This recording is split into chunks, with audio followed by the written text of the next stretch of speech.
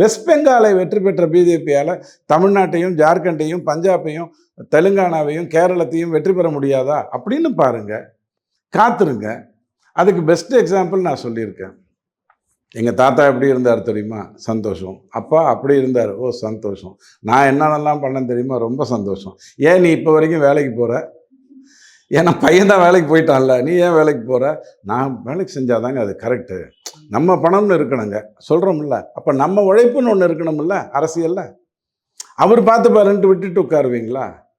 ஒன்றும் வேண்டாங்க. இன்றைக்கி பார்க் இன்ஜினியரிங் காலேஜில் அண்ணாமலை ஐயா பேசுகிறாரு. கிட்டத்தட்ட 23-25 நிமிடம் பேசியிருக்காரு. எங்கேயாவது அரசியல் பேசினாரா? இல்லவே இல்லை சார். நான் தான் தலைவன், நான் தான் பெரிய ஆள், எங்கிட்ட வந்தீங்கன்னா உங்களுக்கு எதிர்காலம் இருக்குது, மற்ற இடத்துக்கு போனீங்கன்னா வேஸ்ட்டு, ஏதாவது சொன்னாரா? ஒன்றும் கிடையாது.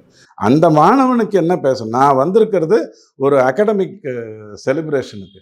அந்த செலிப்ரேஷனுக்கு என்ன பண்ணணும்? அவனுக்கு என்ன புத்திமதி சொல்லணும்? அவனுக்கு என்ன, அவனை எந்த விதத்தில் பாராட்டணும்? மாதா பிதா குரு தெய்வம் பேசிட்டு அவர் வர்றாரு. அந்த ஃபேக்கல்ட்டியை பாராட்டுறாரு, எல்லாத்தையும் பாராட்டுறாரு. இது ஒரு பொலிட்டிக்கல் அரேஞ்ச்மெண்ட்.